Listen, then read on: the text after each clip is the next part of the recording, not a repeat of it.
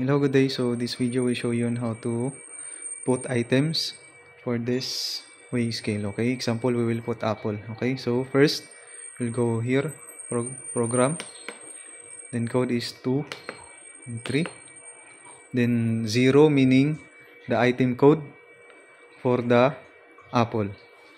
Okay, the item code may be number 2. Then next, item code same, number 2.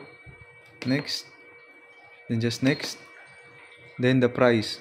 You see here, unit price, maybe price for the apple is 25 real.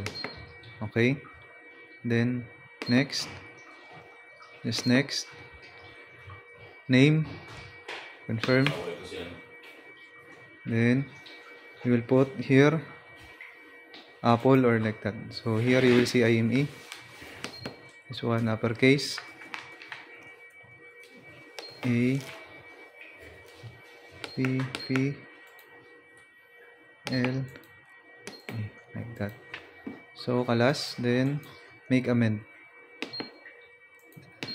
kalas and sale. So we will test, maybe this is the apple, then the item code, then PLU, you see here apple, then print